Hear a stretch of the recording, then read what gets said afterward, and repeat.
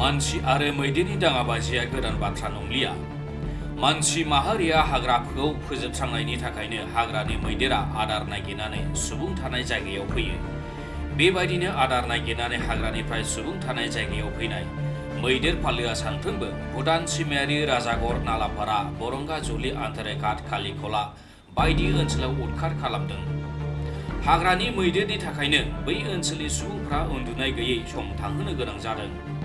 बे बिथिङाव हाग्रा बिफाना जेबो राहा लायैयाव हाग्रानि मैदेरजों उदखार खालामजानाय रायजोफोरा जिंगा सिनांगौ जादों। शुक्रबारखालिबो हराव मोनसे मैदेरनि फालोआ गाग्लोबनायाव उदालगुरि जिल्लानि हरिसिङा बेंकुट खोन्दो सिंनि 1 नं बरंगाजुलियाव गोबां न' बांखौ सिफायनायजों लोगोसे गय बागानखौबो गोबां खहा खालामो। खहा खालामजानाय रायजोफोरा मैदेर मानसिनि दाङाबाजिखौ फोजोबनायनि थाखाय हाग्रा बिफानाव दाबि खालामदों। আমি আমাৰ তামোল বাগান এখন গৈছিলোঁ আজি 2 মাহমান আগতে। যোৱা ৰাতি বনৰীয়া হাতী আহি বহুত অনিষ্ট কৰি দিছে, টনফন কৰি দিছে, বাগানখন নষ্ট কৰি দিছে। আৰু সেয়ে বন বিভাগক জনাইছোঁ যাতে এইটো কিবা নিৰ্মল কৰে আলোচনা কৰি দিয়ে। মানে কালি যোৱা ৰাতি আহিছিল, হাতী আহিছিল, এটা আহিছিল ৰাতি 3টা বজাত আহি কিনে মা দেউতা ইয়াতে শুই আছিল। আঁঠুৱাখিনি ছিঙি কিনে বেৰাটো ভাঙি কিনে ধবা খুজিছিল মা দেউতাক।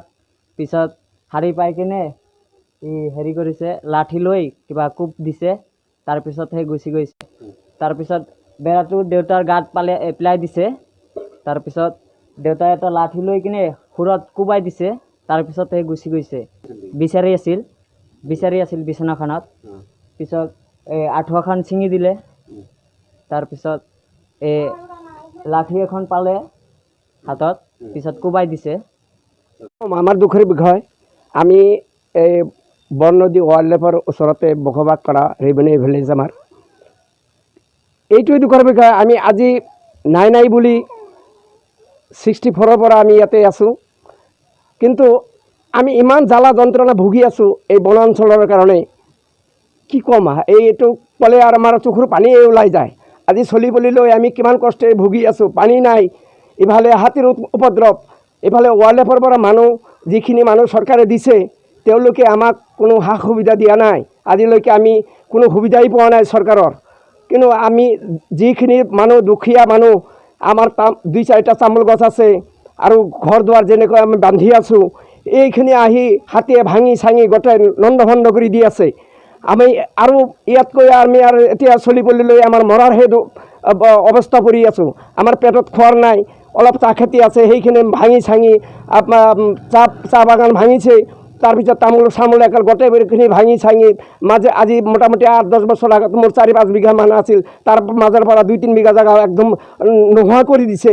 এতিয়া অলপ এটা ঘৰ বনাইছোঁ মই কোনো ৰকমে থাকিবৰ কাৰণে, সিও আজি ৰাতি আহি মোৰ এনেকুৱা অৱস্থা কৰি দিছে। মই এতিয়া কেনেকৈ চলোঁ, মই কি কৰোঁ, এয়ে মোৰ আৰু দুখৰ বিষয়। আৰু মোৰ ক'বলগীয়াতো বহুতেই আছে, কিন্তু অফিচৰ পৰা মাতি দিলে তেওঁলোকে আমাক বা লগে লগে আহি আমাক কোনো সা সুবিধা নিদিয়ে।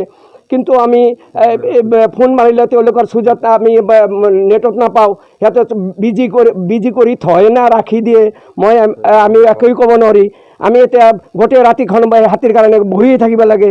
এতিয়া আমি কেইদিন এনেকুৱা দিনে ৰাখি আমি বহি থাকিম? আমি আৰু ক'বলৈ গ'লে বহুত আছে, আমি আৰু কি ক'ম আৰু এইখিনি মোৰ বক্তব্য। হাতী 2-3টা আহি অত্যাচাৰ কৰে, আৰু যেতিয়া পাল আহে তেতিয়াতো আৰু ক'বই নালাগে।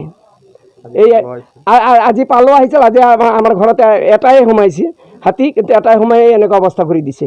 বেৰগাঁওনিफ्राय পवन नाथ, इनसाइड एनि बर'।